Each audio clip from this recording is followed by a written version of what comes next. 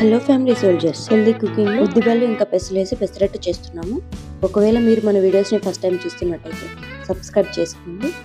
So చూస్తున్నారు కదా, ఇది ఉద్దిబెల్లు అలాగే పెసలు ఓవర్ నైట్ అయితే నానబెట్టుకోవాలి. ఒకవేళ మీకు అంత టైం లేదంటే 2 hours ముందైనా నానబెట్టుకోవచ్చు. వీటిని మనం మిక్సీ జార్లో వేసుకునేసి ఇందులోకి మనం పచ్చిమిరపకాయ తుంచి వేస్తున్నాము. సో ఇవి నేనైతే లైట్ కారం ఉన్న వాటిని వేస్తున్నాను, మీకు స్పైస్ తగ్గట్టు ఉన్న వాటిని వేసుకోండి. సో అలాగే ఇందులోకి అల్లం అయితే వేస్తున్నాను. అల్లాన్ని నీట్గా వాష్ చేసుకొని వేసుకోవాలి. దాని తర్వాత ఇందులోకి ఒక 2 టేబుల్ స్పూన్ అంతా జీలకర్ర వేస్తున్నాము. ఇంకా రుచికి సరిపడా ఉప్పు అయితే వేసుకునేసి దీన్ని కోర్స్గా గ్రైండ్ చేసుకుంటున్నాము మిక్సీ జార్లో.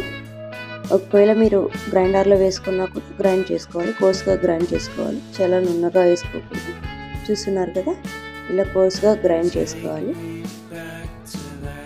సో దాని తర్వాత మిగిలినవి వేసి పెట్టేసుకునేసి మనం పెనముని ప్రీహీట్ చేసుకోవాలి.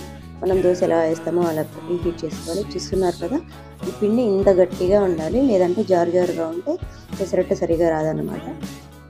ఇది మనం మీడియం ఫ్లేమ్లోనే పెసరట్టు వేసుకుంటున్నాము.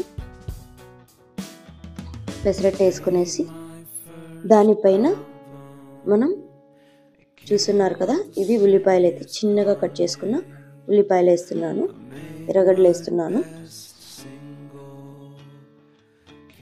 అలాగే కలడానికి పైన కొంచెం ఆయిల్ వేసేసి, దీనికి కొంచెం ఆయిల్ ఎక్కువగానే పడుతుంది. కాలిన తర్వాత తిప్పేసుకోవడమే. ఇది 2 sides బాగా కాలాలి అన్నమాట. ఇది నార్మల్గా డైట్ చేసే వాళ్ళు కానీ, బీపీ, షుగర్, థైరాయిడ్ ఎలాంటి వాళ్ళు ఉన్నా కూడా దీన్ని ఈజీగా తినేసేయచ్చు.